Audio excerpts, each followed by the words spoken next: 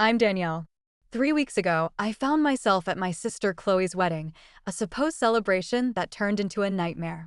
In front of 200 guests, Chloe grabbed the microphone and declared, "My sister is a single mother, unwanted by anyone." The room erupted in laughter. My mother, sitting at her table, chimed in with, "She's a used product." My father just covered his mouth to hide his smirk.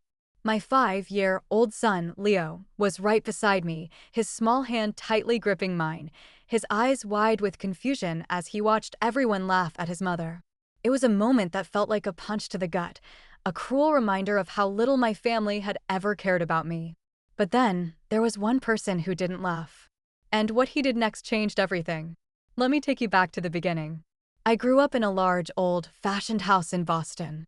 My parents were well-to-do, my father a successful lawyer and my mother a socialite. In our family, there were two types of daughters, the golden child and the overlooked one. Chloe was the golden child. She was 2 years younger than me, with long, blonde hair and a charm that could light up a room. From a young age, she was the center of my parents' world. When it came to high school prom, Chloe got a designer gown that cost a fortune. It was a beautiful, sparkly dress that made her look like a princess. When my prom rolled around, my mother looked at me and said, "Danielle, you don't need all that fancy stuff. Just keep it simple." I ended up wearing a second-hand dress that I'd saved up for months to buy. Our bedrooms were a clear indication of the difference in treatment.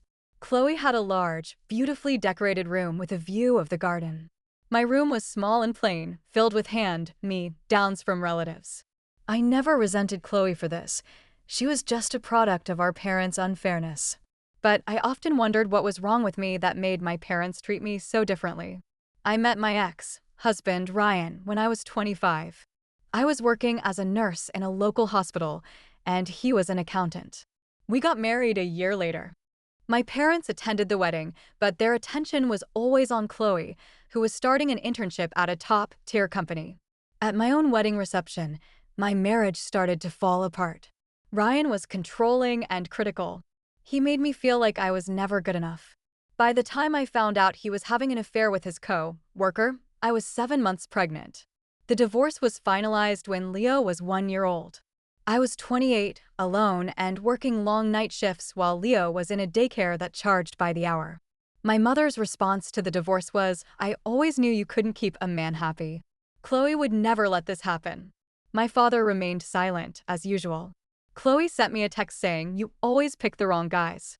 Maybe you should see a therapist." There was no offer of help, no concern for Leo. 2 years before Chloe's wedding, I met Alex. Chloe met him at a charity event for homeless children. Alex was a human rights lawyer, a kind-hearted man with a gentle smile and a genuine interest in people. The first time I met him was at a family dinner.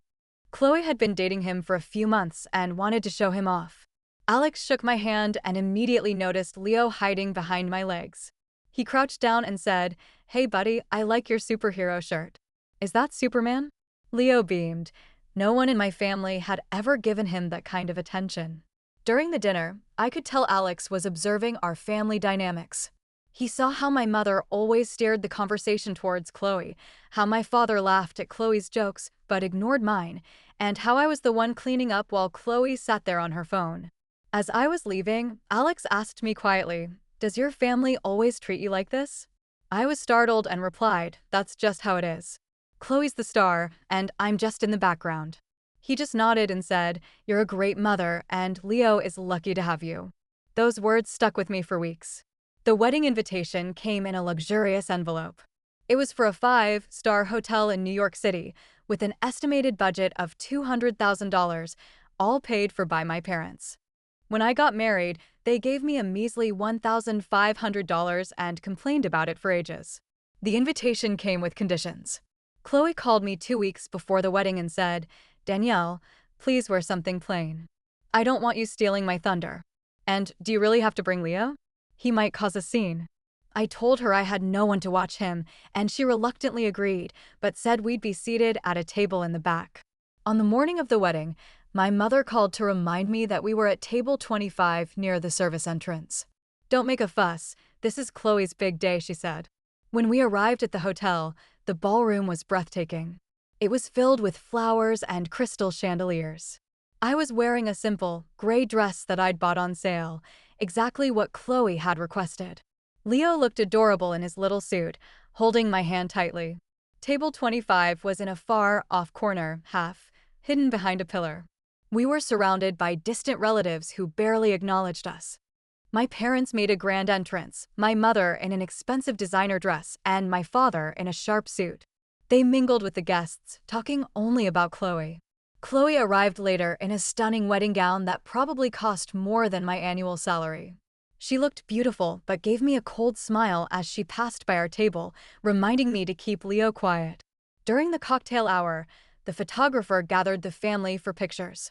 My mother told me it was just for the immediate family, excluding me and Leo. Leo tugged at my sleeve and asked, "Mommy, why can't we be in the picture?" I told him we'd take our own later, but it still hurt. At the reception, as I watched the guests congratulating Chloe and Alex at the head table, not one of them came to say hello to me. Aunt Grace, my mother's sister, passed by our table and said, "Danielle, I almost didn't see you back here. Your mother has her favorites, I'm sorry." Before I could respond, she was gone. Then came the moment that changed everything. The MC announced that Chloe wanted to say a few words. She took the microphone and started by thanking our parents. Then, her tone changed. She looked at me and said, "And I want to talk about my sister. Danielle, could you stand up?" My legs felt like lead, but I stood. My sister is a single mother. She got married young, had a baby, and then lost her husband.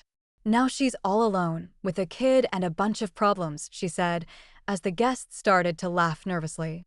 My mother added, "She's a used product," and the room erupted in laughter. Leo looked up at me, scared and confused, asking, "Mommy, why are they laughing at you?" I couldn't answer. I was frozen in shock. But then, Alex pushed back his chair and walked towards the stage. He calmly took the microphone from Chloe's hand and said, "I apologize for the interruption, but I can't stand by and watch this. I've spent 2 years seeing how this family treats Danielle. She's been ignored, excluded, and humiliated. That little boy, Leo, is 5 years old, and you've just made him watch 200 adults laugh at his mother. I'm a human rights lawyer, and I've dedicated my life to fighting against this kind of cruelty. I will not be part of a family that inflicts this kind of pain." He then turned to Chloe and said, "I can't marry you. You've shown your true colors today." The ballroom went silent.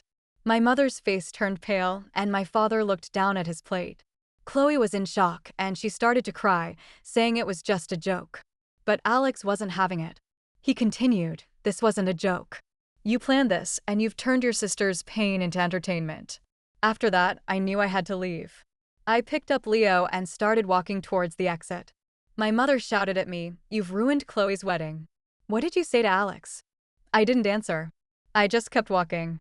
As we were leaving, Alex stopped me and said, "I'm sorry I didn't say something sooner.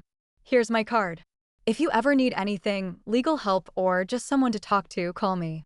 I thanked him and left the hotel. Once we got home, I was bombarded with calls and texts from my mother and Chloe. My mother was furious, blaming me for everything. Chloe said she'd never forgive me.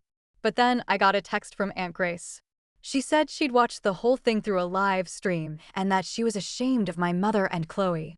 She told me I hadn't done anything wrong. That text meant the world to me. It was the first time someone in my family had acknowledged my pain. The next day, my friend Lily sent me screenshots of a family group chat. It was clear that they had planned the whole thing. Chloe had been working on that speech for weeks, and my mother had encouraged her. I realized there was nothing left to salvage with my family. I decided to cut off all contact. I blocked my mother, Chloe, and my father's numbers. A few days later, my parents showed up at my apartment. My mother was angry, saying I'd destroyed Chloe's life. I told them that I wasn't going to tolerate their abuse anymore. I said, "I've spent my whole life trying to earn your love, but I'm done. I'm going to protect Leo from this kind of toxicity." Since then, life has been different. I got a promotion at work, and Leo started kindergarten. He's making friends and is happy. I've also started seeing a therapist, which has helped me deal with the years of emotional abuse. My family still tries to reach out, but I don't respond. I've learned that setting boundaries is not selfish. It's necessary for my well-being and Leo's. I've chosen myself and my son, and that's a choice I'll never regret.